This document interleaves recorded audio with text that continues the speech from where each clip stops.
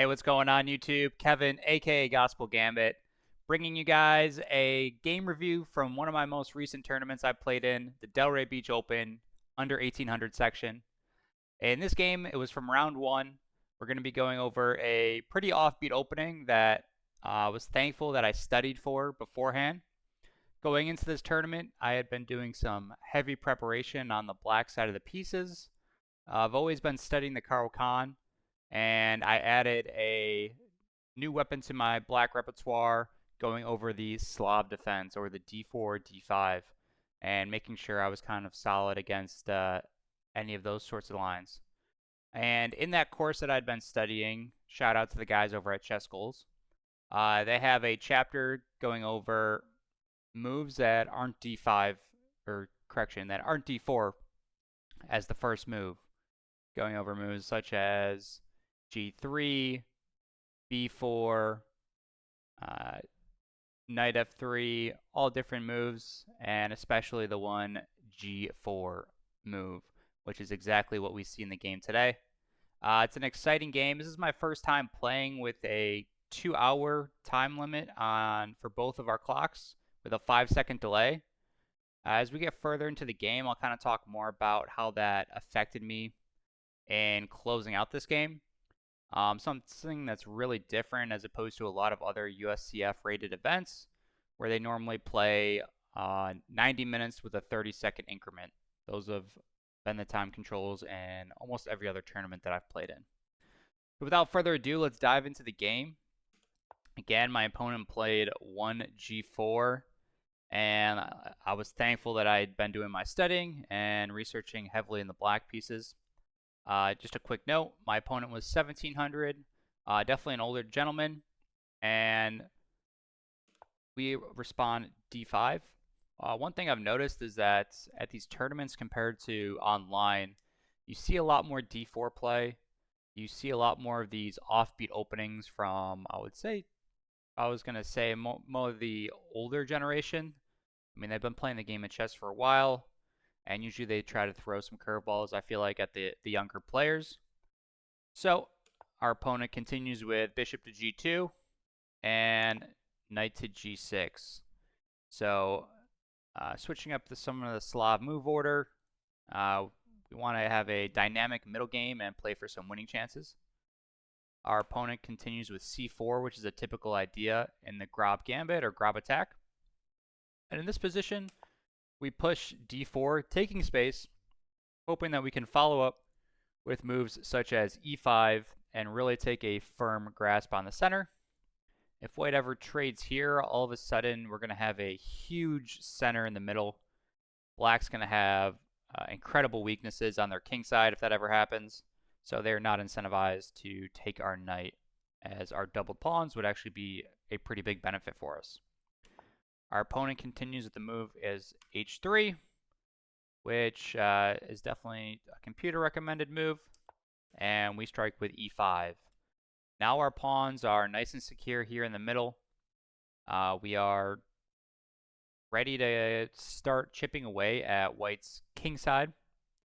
And after a move such as D3, white trying to secure their own pawns, we strike right away with the move H5.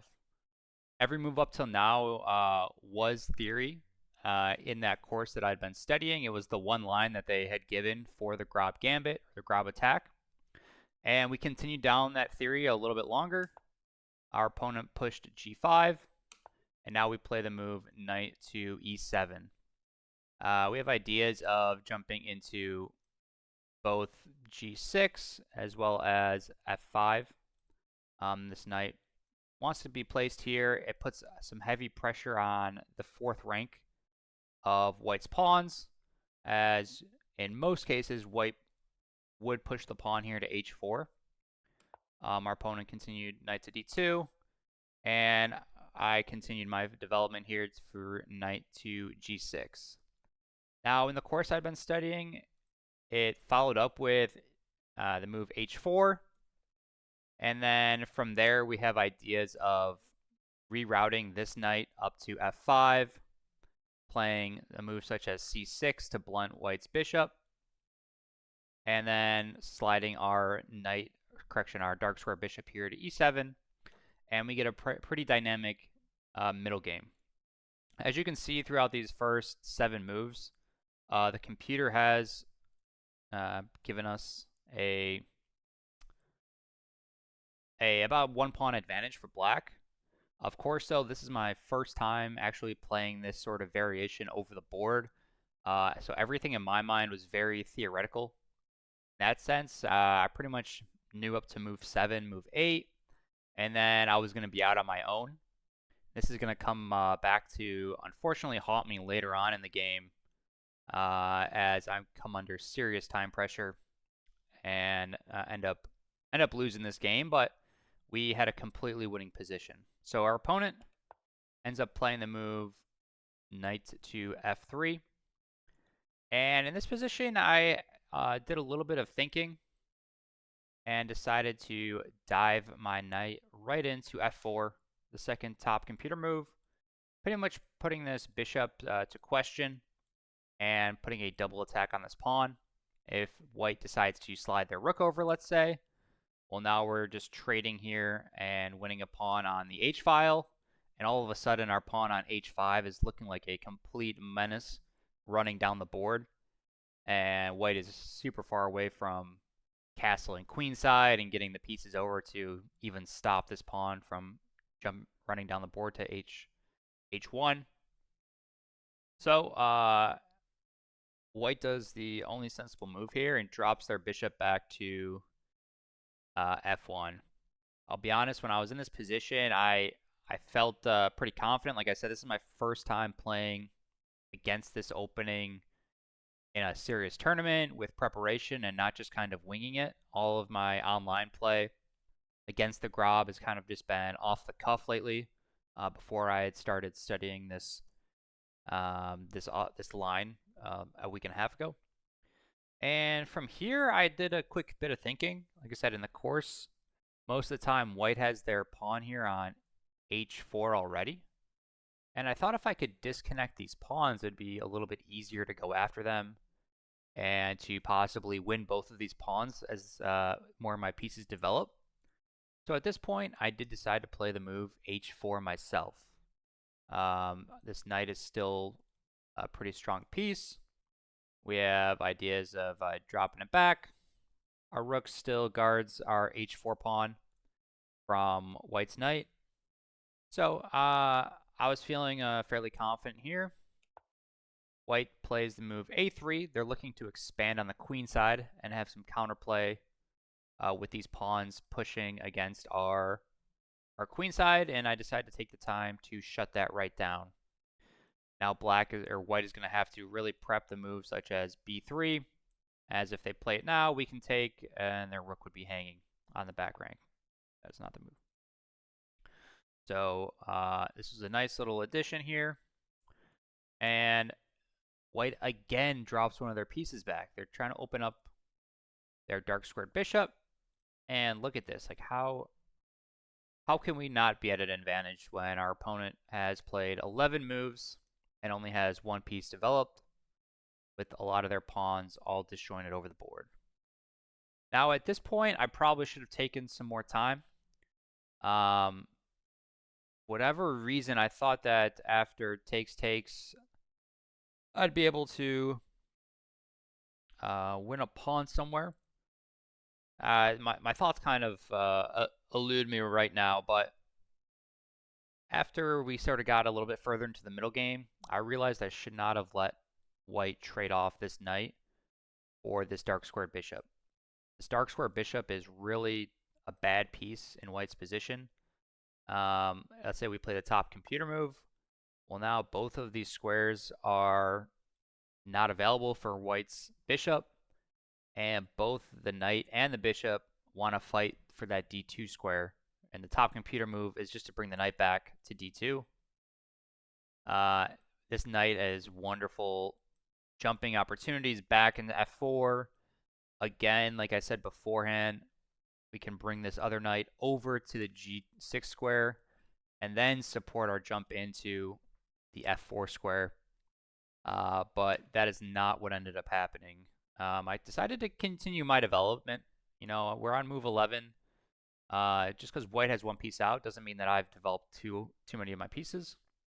And I decided to get my dark square bishop out, thinking there might be some possibilities where we castle kingside if this knight ever gets traded off, and then we don't have to worry about babysitting this pawn on the h file.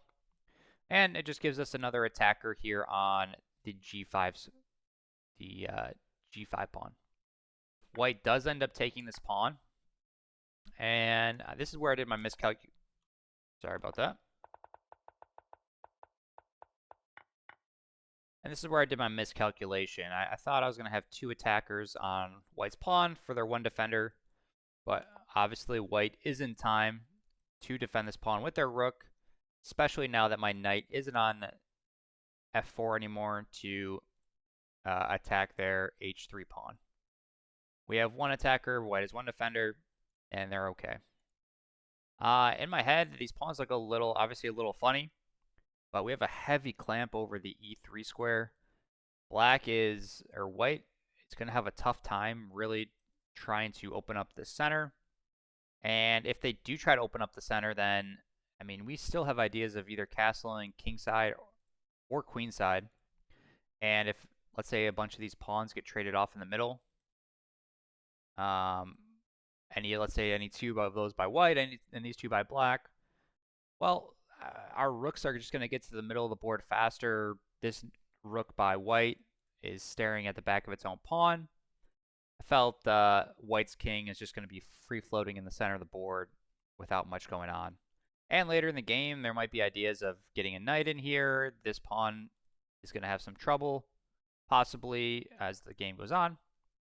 But we'll continue from here. Continued my development, getting a bishop out, having ideas of possibly playing the move such as queen to d7, castling queenside, or even just queen d7 and getting a rook over. Kind of just a waiting move with development. Like I said, we have 1, 2, 3. Maybe we can consider our queen more developed than white's, so 4 to black's one developed piece. White played the move queen to b3. They are threatening our b7 pawn here, and did a lot of thinking in this position. The computer wants to move a4. I end up playing the move queen to d7 because if black does decide to take this pawn, we have rook to b8, and after queen to b6, if we wanted to, we could go for a possible draw here. Obviously, we're ahead, but white's queen is running out of squares. Or we get this b2 pawn, and all of a sudden, our rook is going to be a menace. In this position, we probably are okay dropping the h pawn, just castle short, bring our other rook into the game. White's knight is either going to drop or they're going to have to bring it over here.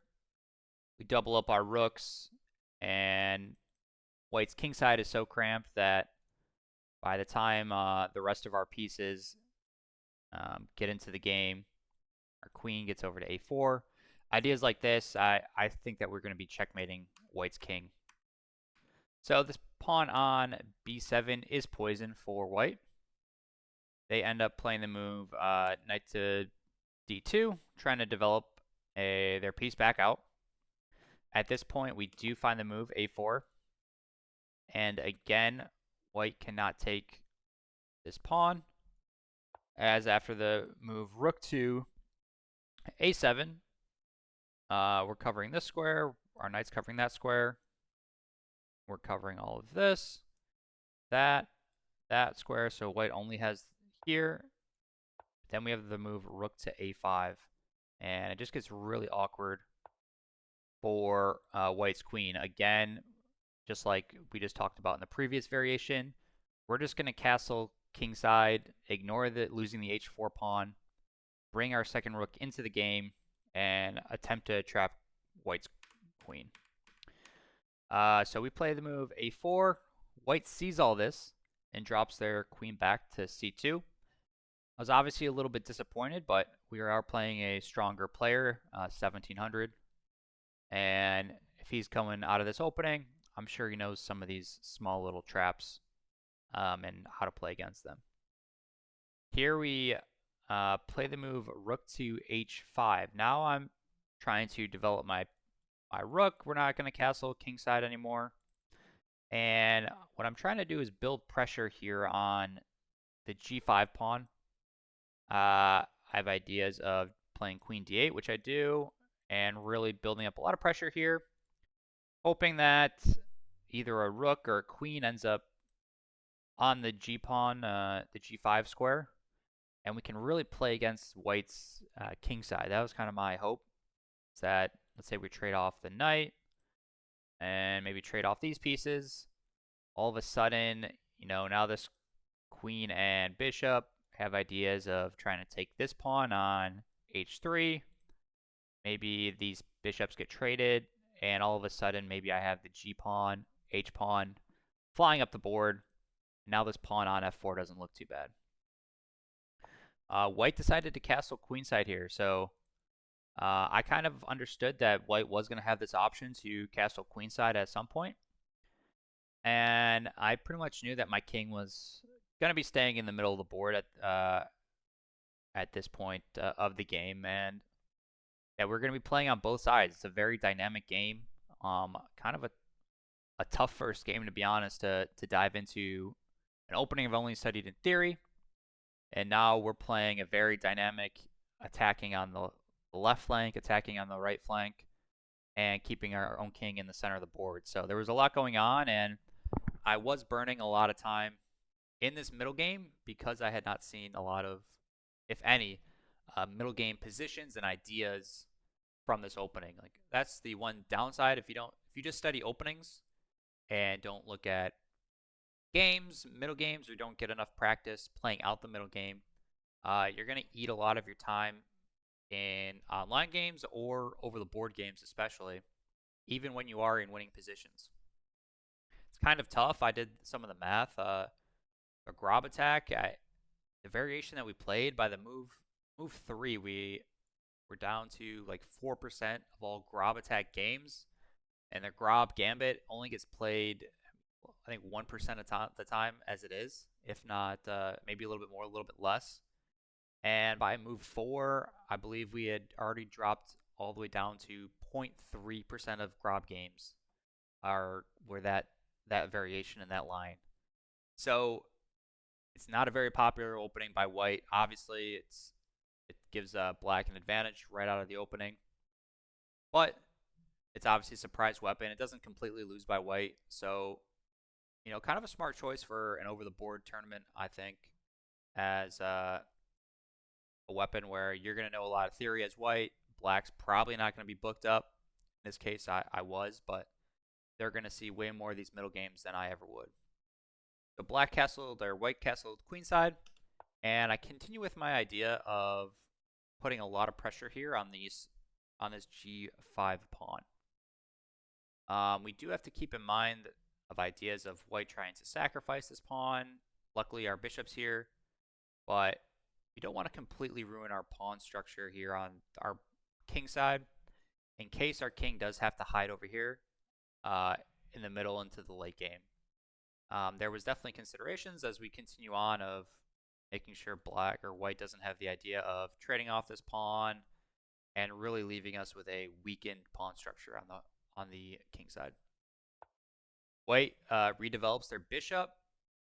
Obviously, there's some possible tactic ideas with white being able to take a c6, but I decided to go for this anyways. There is the idea of just playing the move g6 and locking down the kingside position, but I end up playing the move bishop takes g5, knight takes g5, rook takes g5, with the idea that if white ends up taking here on c6, obviously we have to take back, but maybe there's some ideas of some attacking opportunities down the b file, and we're probably going to just trade off rooks. I'm going to have a solid position of pawns here on the king side, I thought at the very least I'd have some attacking opportunities against White's king where it'd be kind of difficult to get at my own king. White does not end up taking on c6. And this knight is obviously a pretty strong piece. Hits my rook. It has all sorts of ideas of getting over to c5. It's just a super powerful piece in White's position. So we take it. And after White takes back, we trade rooks. We have this idea now of, in my head, playing g5, which is the third move by the engine. And hopefully playing f6. This position, like I just mentioned, is a pretty powerful pawn structure. Right now, our queen is guarding the g5 pawn. Our queen doesn't have too much other responsibilities at this point, so it's kind of free to do what it needs.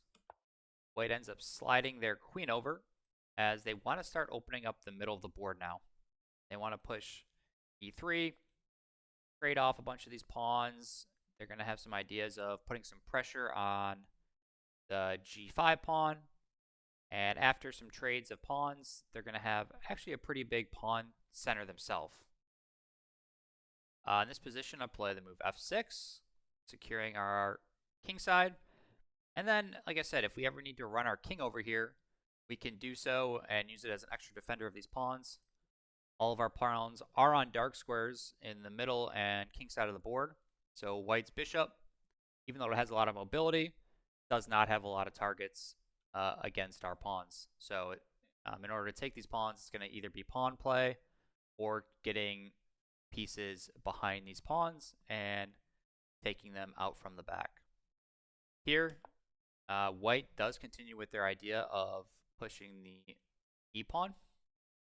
And at this point, we take with our f pawn first. And after White takes, I play this move knight to a5. Obviously, it's a little bit of a one-move threat, but my idea being after we play knight to a5, check, we have ideas of sinking our knight into d4 and continuing onwards. Also, just to check to make sure White is keeping an eye on their position. After queen to b3, which I was happy to see, we were able to play this move knight to b3 check, and then I capture on e3. Thinking to myself, I have a pretty strong pass pawn now. If we ever can get support from the f file, then that pawn is just going to be an absolute monster. We just vacated the d4 square for our queen or our knight to jump in. We are pretty okay with the b file opening up for our rook, as we're going to have ideas of coordinating an attack on b2. And in the event that White does take on b7, again, it's a almost full piece loss in compensation. If we're just to go through the lines a little bit.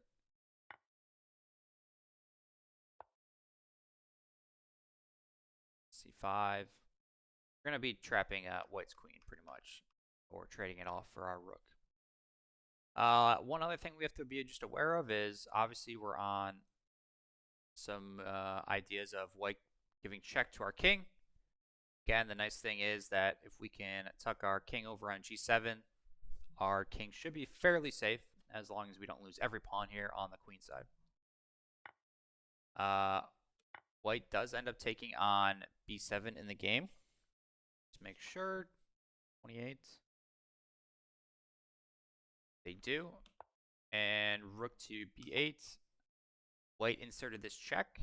Pretty much, again, I had to just do the math to make sure that there was no ideas of White dropping their queen over to c6. This pawn is still guarded by our queen. And once we're on a dark square, White's pieces are going to take a couple extra moves to coordinate any sort of checkmate, let's say on like f7 with their queen. And this rook is still out of the game with our pawn chain. So at this point, White plays the move bishop to g6. And we just played the subtle move, king to f8. Now, in these next, I have the next maybe 10 moves here of the game. It's not the entire moves. I end up getting all the way down to 7 seconds on my clock and end up blundering my queen, but I was kind of floundering, not floundering here. I knew I had a fairly, I think, winning position, but I just couldn't see the way forward. And part of that's just having only played a couple of over-the-board games in the recent month and a half, 3 games. All of those games are on the YouTube channel. But I've only been playing online, really. So seeing the pieces and seeing how the combinations work, sometimes you have vision for the over-the-board chess if you play a lot of that, and sometimes you have vision for online chess if that's what you play more of. So white obviously has to get their queen out of the way.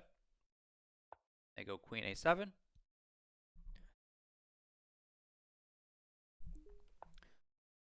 And at this point, computer, a lot of these moves are just winning and wants us to tuck our king over here on g7, hit their bishop, tempo. I play the third best move here, knight to d4. Again, I think I was at maybe 5 minutes on my clock. It might have been a little bit under this at this point. I had really spent a lot of time in that middle game just thinking of ideas of how to press that pawn advantage and how to really capitalize. Again, because I hadn't seen those positions a lot. So in this combination here, I did play this move knight to c6 kind of quickly. And probably too quickly. I would have seen that, the move rook to b6 would have been great, possibly doubling here. The move e2, if we play like, let's say e2, we have ideas of trying to get this pawn queening. Obviously, that is our winning strategy in this position, is how do we get that e-pawn to either queen, or how do we make this pawn trade off for let's say a rook. The nice thing is that our queening square is on a dark square, so white's light squared bishop is going to have a tough time helping to stop this pawn push forward once we do get it to e2, as long as it's not able to get captured, let's say by the move bishop to h4. So I did play this move knight to c6. Said it still has a pretty sizable advantage for us. White does take our pawn. And at this point, I end up playing the move queen to d6, where the top move is, queen to d4. It wants us to play this immediate move, knight to e5, and put some heavy pressure here on d3. Even have ideas of jumping into f3 and really trying to push this pawn home. I centralize my queen. I feel like during the game, that can never really be a bad move. As you can see, still a -3 advantage. We are threatening checkmate, so that threat is there, and it's going to be there for pretty much the rest of this end game. But white does a good job. I missed the tactics here at the end. Like I said, I think I'm under 5 minutes at this point, so I'm really just trying to play kind of quickly. Remember, it's just delay, so it counts down 5 seconds before your clock starts to run. There's no way to ever add time back once you start losing it. White drops their queen back, and at this point, I bring my knight to the correct square, knight to e5, and with some ideas of setting up some tactics, centralizing my knight, has nice vision of some key squares. And after bishop to e4, king e7, white plays the losing move, and I completely miss the tactic involved here. At this point, I just miss a beautiful tactic because I'm trying to play fast. And I mean, we played another, I think, 10 or 11 moves in this position, and the tactic comes up maybe once or twice here. And this goes back to a little bit of, again, me saying I might have seen this tactic online. Like looking at the board right now, it becomes a lot more apparent, especially now that I've seen the tactic as well. But over the board, I was completely just blind to this move. Obviously, I was always thinking about this maybe knight being able to take on d3 with somehow being able to pull the queen away for checkmate. But again, I should have thought about the idea is how do we get this pawn to queen at the end of the line? The tactic goes knight takes. After bishop takes, we sack our rook here. We attack with the queen. Oh, sorry. That is not the line.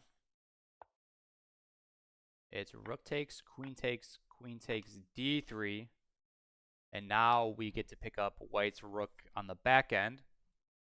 There's no counter checks coming down the b file.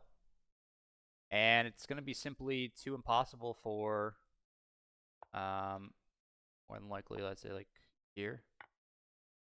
It's going to be impossible for white to stop this pawn from queening. We're going to take this pawn next with check. Or we're just going to, depends on where white's queen goes. We bring our queen over to, let's say, the d file. That was, I went through this line a little bit longer. And if we can get to the d file and kind of cover some of these back rank squares while we're pushing this pawn, we take away white's chances of perpetual check. This guy queens. We probably get a queen trade, and then we're left with a queen, and white is not left with a queen. So yeah, that was really my spot there to really close out this game. It probably would have been a way easier position than kind of what I put myself into. I play the move c5. Black plays this move, bishop or rook to f5, and now there's even more tactics on b2, which I completely misses again, where after we trade, now e2's running, and white is not able to stop this pawn. The king's too far away, the rook's caught off guard, and now we traded a queen and a rook for white's queen and a pawn, except we are getting our queen back. So we pretty much traded a queen for a rook, and we won a pawn. So we win a queen and a pawn for a rook, and once we get a queen, we're attacking, h3, or again, we're just trying to take out as many pieces after that. At this point, my annotations stop once you get under 5 minutes in a USCF rated game. You are not required to take annotations anymore. I was trying to think back of what the actual moves were. I tried some knight maneuvers here with the ideas of getting my knight to help add pressure on b2. White at some point, I believe, plays the move like b3, so taking away any of this checkmate ideas. And we get to a position where my queen is here on e7. I have like a rook here on, I think, e8. And white kind of brings their queen over and then just wins my queen through a fork. Again, I was super low on time trying to find the way through here, thinking that, this d3 pawn is like impenetrable, and just not seeing the tactics that were flowing out of the position.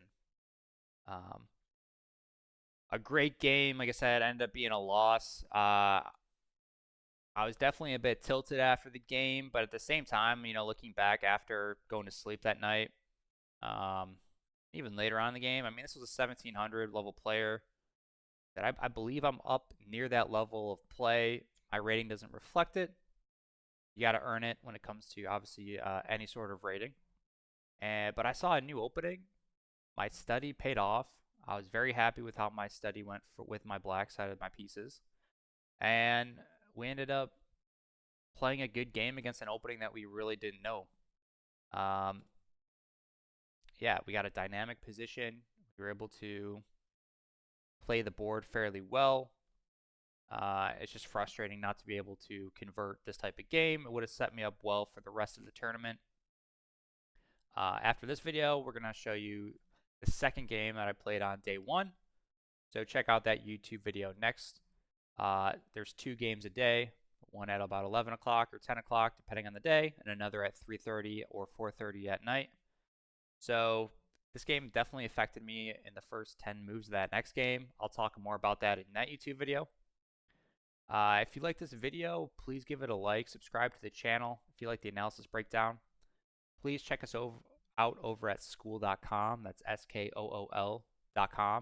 And look for us at Gospel Gambit Chess. We're a community that goes over opening moves. We have group lessons on different days of the week, as well as private YouTube video postings and a whole bunch of different tactics that we love to post. It's a great community to help you reach your goals, wherever that might be in your amateur chess career. Hope to see you guys back for the next video, and have a great day.